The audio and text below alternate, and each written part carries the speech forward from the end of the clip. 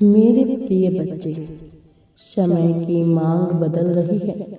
मनुष्य अब वह सब कुछ करने को उतावला हो रहा है जो करने का उसे अधिकार तो है, लेकिन एक सीमित सीमा के भीतर। मेरे प्रिय बच्चे, अब तुम्हारे जीवन में खुशियां ही खुशियां होने वाली है। मनुष्य अपनी इच्छाओं में इतना लिप्त हो जाता है, लिपट जाता है कि वह यह भूल ही जाता है कि उसकी वास्तविक इच्छाएं क्या है। मेरे प्रिय बच्चे, और वह बस लगा रहता है एक झूठे भ्रमित इच्छा के लिए, और वह यह भी भूल जाता है अपनी इस भ्रमित के लिए कि वह किसी भी हद तक गिरने को तैयार हो जाता है। मेरे प्यारे बच्चे, अपने पद प्रतिष्ठा धन के अभिमान में वह दूसरों का सम्मान करना भी भूल जाता है। मेरे प्रिय, और वो लगा रहता है केवल अपने कार्य करता जाता है, लेकिन अपने कर्मों का लेखा जोखा नहीं बना पाता। वह अपने कार्य में तो आगे बढ़ता जाता है, लेकिन अपने कर्मों को कुकर्म में बदलते जाता है। मनुष्य की इच्छाएं इतनी बढ़ती जाती है कि वह सब कुछ भूल जाता है। वह अपनों का साथ भूल जाता है, वह प्रेम भूल जाता है। मेरे प्रिय, जब उसके पास जीवन होता है तो वह यह नहीं सोच पाता कि उसे जीवन को जिया कैसे जाए। वो बस लगा रहता है एक सुनहरे भविष्य के लिए। वह कार्य करता है, निरंतर कार्य करता है एक सुनहरे भविष्य के लिए, लेकिन वह सुनहरे भविष्य के चक्कर में अपना आज भूलता जाता है और उन लोगों को भूलता जाता है जो उससे वास्तव में प्रेम करते हैं। वो भूलता जाता है उन मुस्कान को जिनके लिए वह सारे कार्य कर रहा है।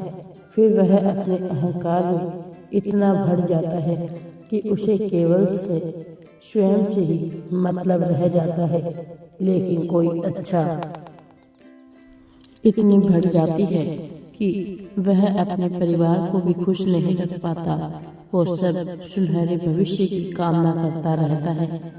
लेकिन इन सब के बीच कुछ मनुष्य ऐसे होते हैं जो अपने आज को जीना चाहते हैं, लेकिन वह जी नहीं पाते, क्योंकि वह समस्याओं से इतने बंधे होते हैं, इतने बंधन, इतनी बेड़ियां उनको जड़े हुए होती है कि वह सोच भी नहीं सकते जिससे उन्हें वर्तमान में खुशी मिल सके। और फिर धीरे धीरे वो बढ़ते चले जाते हैं अपने ही जीवन की जंजीरों से। धीरे धीरे वो हंसना भूल जाते हैं। जब उन्हें कुछ पल मिलते हैं हंसने के, तो वे उन्हें संजो कर रख लेना चाहते हैं। फिर जब वो पल धीरे धीरे खत्म होते हैं तो निराशा के बादल फिर से उनके जीवन में छाने लगते हैं। मेरे प्रिय बच्चे, तुम इसी प्रकार के एक मनुष्य हो जो वर्तमान तो जीना चाहते हो, लेकिन तुम्हें इतने बंधनों ने बांध रखा है, इतने अभाव ने घेर रखा है कि तुम जीवन को जी नहीं रहे। चाहकर भी तुम उस जगह नहीं पहुंच रहे जिसे अपने की चाह पहुंचने की कामना तुमने सदा की है। वही तुम्हारे विपरीत ज्यादातर मनुष्य केवल अपने लाभ के लिए, एक भ्रमित इच्छा के लिए जीवन जीते जा रहे हैं। वो एक उधेड़ बूंद में फंसकर एक प्रकार के कार्य निरंतर करते जा रहे हैं, भले ही उनके इस कार्य में दूसरों को लाभ हो या ना हो, इसकी परवाह किए बिना ही बस वो लगे रहते हैं। तुम्हारा जीवन विभिन्न प्रकार के दुख से गुजरा है।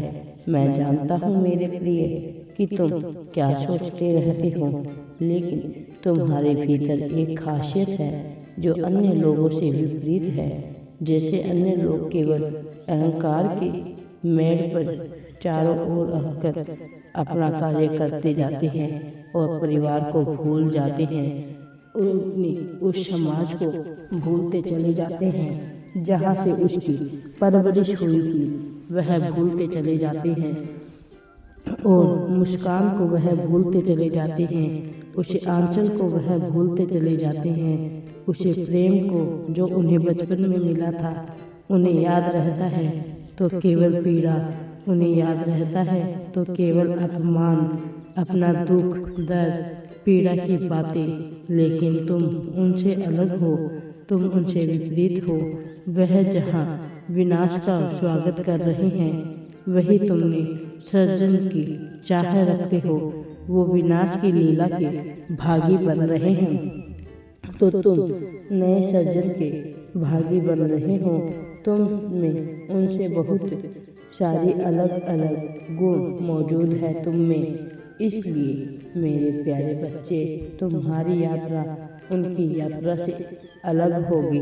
तुम निरंतर एक प्रकार के कार्य तो कर रहे हो, लेकिन तुम्हारी इच्छा अलग है, तुम्हारी इच्छा विपरीत है उन सभी लोगों से जो भ्रमित है।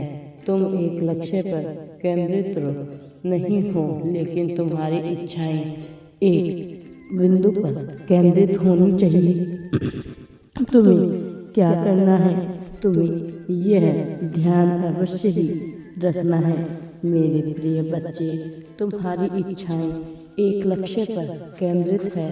तुम्हारा जीवन एक लक्ष्य की ओर तो नहीं बढ़ रहा है, लेकिन तुम्हारे भीतर दबी हुई इच्छा एक ही लक्ष्य को पाना चाहती है।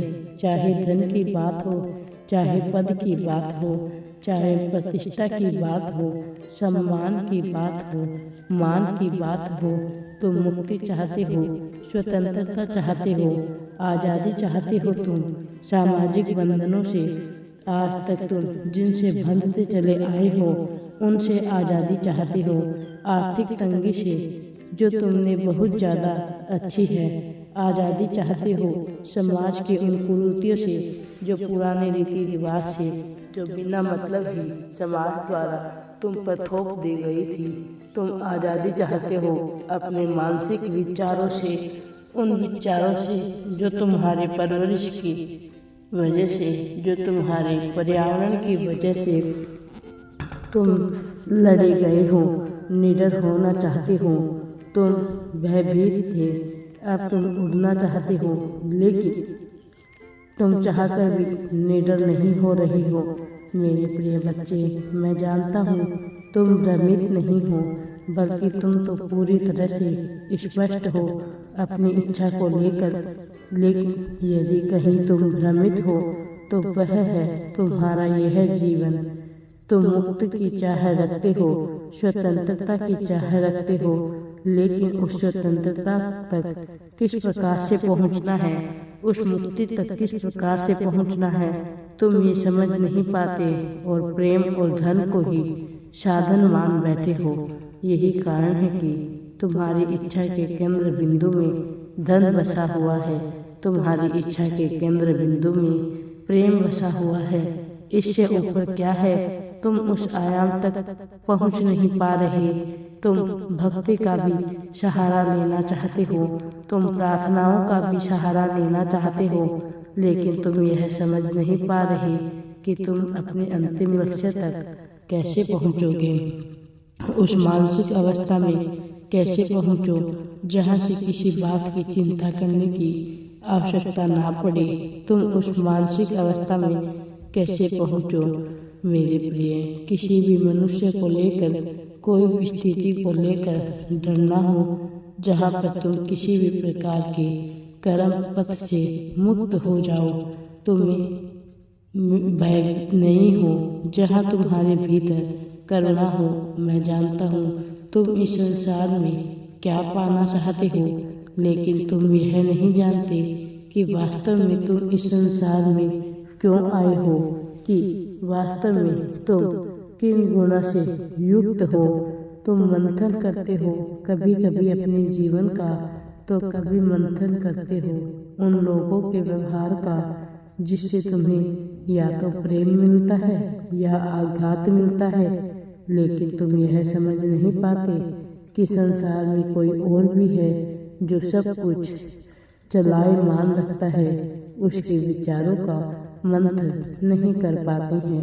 मैं तुम्हें गलत नहीं कह रहा, किंतु तुम्हें यह समझने का प्रयत्न कर रहा हूँ कि तुम्हें और भी ज्यादा आत्मचिंतन की आवश्यकता है। हर हर महादेव जी।